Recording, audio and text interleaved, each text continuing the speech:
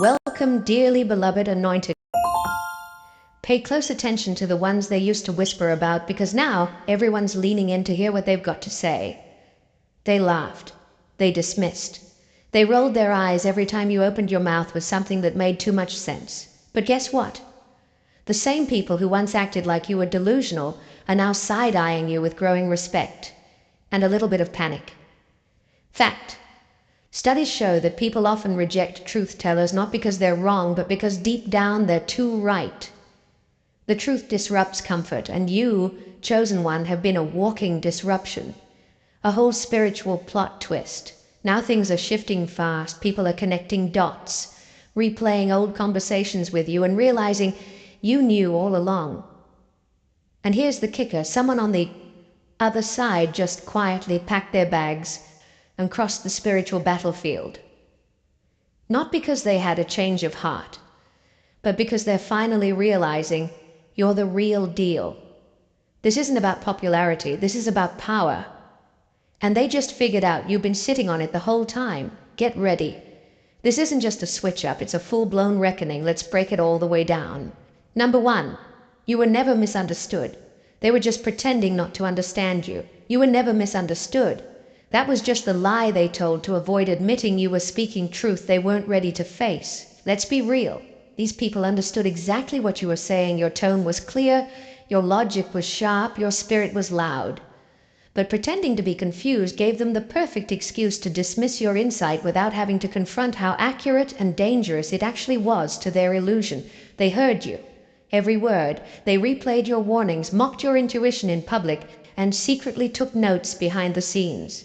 You didn't speak in riddles, they just didn't want others to realize you were ahead of the curve.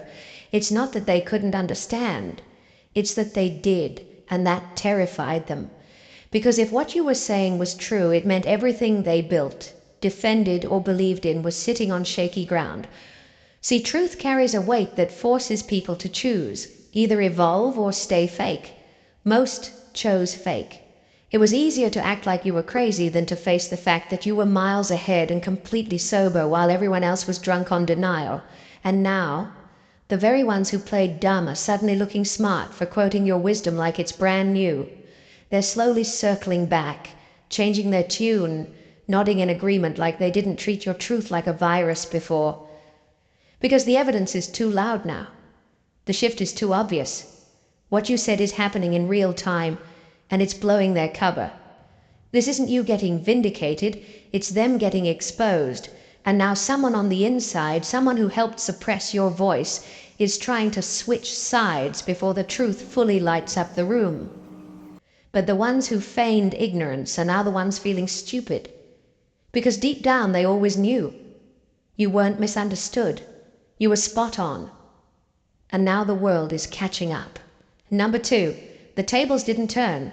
You built a new table and they just realized they don't have a seat. The tables didn't turn. You built a whole new table and they're just now realizing they don't have a seat. That's the part that's messing with their heads. They spent so much time trying to keep you out, trying to block you, ignore you, or outshine you, thinking they held the power. But while they were busy playing gatekeeper, you were building your own lane, brick by brick in silence. And now that it's standing tall, they're panicking, because they thought you needed them to get in, when in reality, you were never trying to get in. You were creating something completely separate. They used to think you were desperate for approval. They took your kindness and openness as weakness. They mistook your quiet grind for aimlessness. They never imagined you were carving out a future where they no longer mattered. And now they're seeing the results of that vision. The energy around you has shifted. You're not knocking on doors anymore. You're the one deciding who gets to enter your space. That's why they're scrambling. That's why someone is switching sides. They see the influence moving. People who once ignored you are paying attention. Your presence holds weight now, not because you begged for validation, but because you outgrew the entire room. You didn't just flip the script, you wrote a new one, and they don't know the lines. Here's what's really bothering them. They thought they had time. They thought you'd keep waiting for a chance that would never come, but now the spotlight is shifting, and they're not in control of the narrative anymore. You didn't ask for permission. You created your own platform. And now they're realizing they might need you more than you ever needed them. They thought you were playing checkers while they were playing chess. Turns out you were building the board. And the game they tried to win without you, it's collapsing without your energy holding it up. 3. Your discernment was treated like paranoia until it became prophecy. They said you were paranoid. They rolled their eyes, laughed behind your back, and acted like you were just overthinking everything. But now those same people are sitting in silence, watching everything you warned them about unfold piece by piece, just like you said it would. You weren't being paranoid, you were being prophetic. Your spirit picked up on things their minds couldn't even process. You saw the patterns, you felt the shifts. You knew something was off before it ever became visible, and because they couldn't see it, they made you the joke. What they didn't realize is that your intuition was years ahead. Your mind wasn't racing, it was receiving. While they were distracted by appearances and shallow talk, you were listening to what wasn't being said, watching people's energy shift, noticing the cracks in the foundation before the collapse began. You didn't need a title or a stage to know what was coming, you just knew. And now that the truth is starting to speak for itself, they're quiet. In a whole new way. They used to act like you were dramatic or difficult, like you always had to question everything. But now those questions are the very ones they wish they'd asked themselves. You weren't trying to stir up trouble. You were trying to wake them up. But they weren't ready. Your clarity made them uncomfortable because it meant they'd have to change, and most people would rather stay blind than deal with that kind of truth. Now they're looking back, realizing how many times you were right. They're connecting the dots you laid out for them long ago. And someone who once helped paint you as the problem is starting to see they were standing on the wrong side of the truth. They don't see you as crazy anymore. They see you as the one who saw everything, long before it became obvious. And that realization is messing with their head in a way they can't even explain. 4, your silence wasn't passive, it was surgical. Your silence wasn't weakness, it was precision. Every time you chose not to respond, not to defend yourself, not to react, you were making a calculated move. They thought you were being passive, like you didn't have the guts to fight back. But you weren't hiding, you were gathering. You were taking mental notes, watching how people moved, seeing who switched up, who played both sides, who smiled in your face while twisting the knife behind your back. You knew if you waited long enough, the truth would walk itself right into the light. And now it has. While they were loud, messy, and desperate to control the narrative, you were quiet and strategic.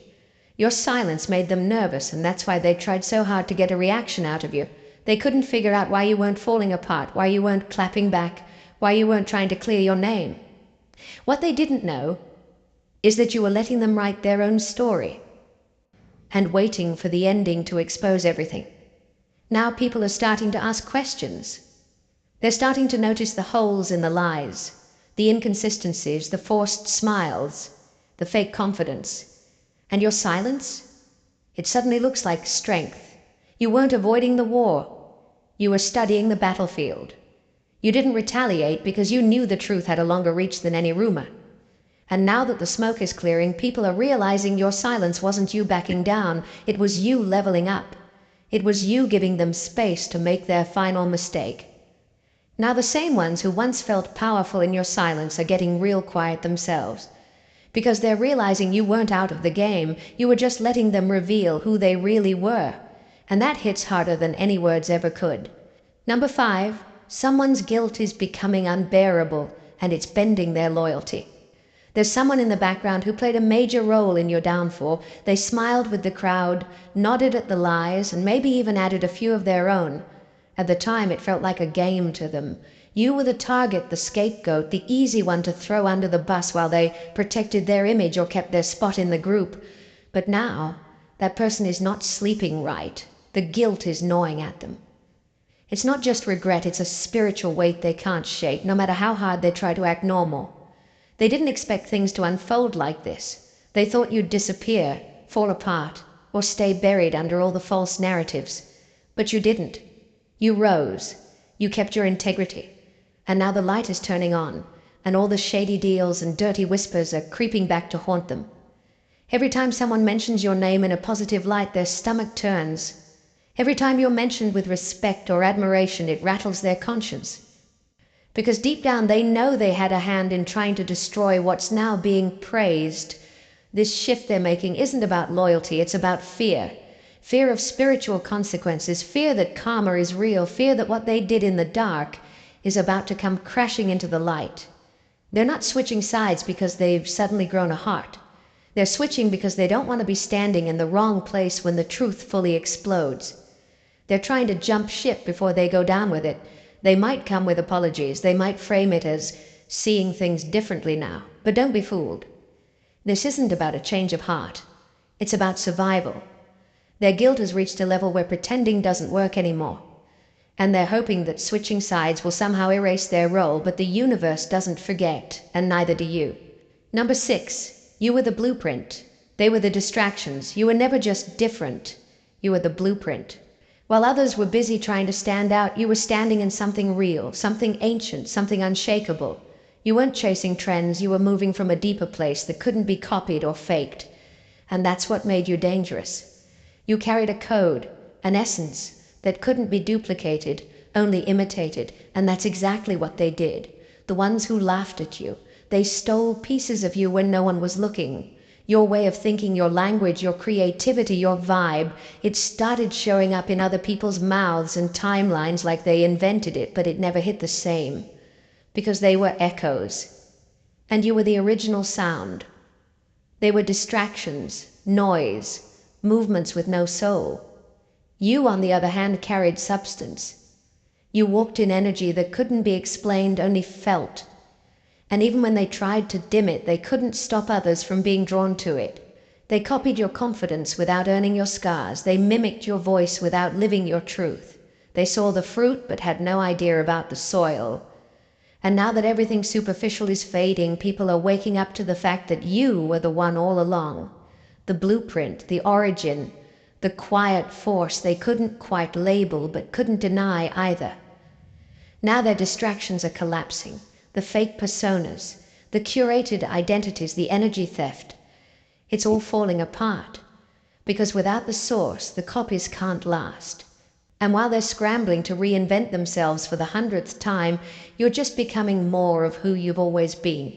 You didn't chase validation, you didn't need a stage, you just stood firm in what was real.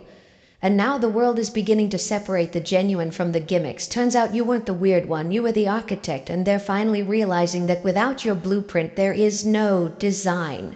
Number 7, your presence didn't make them uncomfortable, their lies did. It was never your presence that made them uncomfortable. It was what your presence revealed. You didn't walk into rooms trying to dominate or prove anything, your energy just naturally pulled the mask off of everything fake. And that's what shook them. You didn't say much, but when you entered a space, the atmosphere shifted.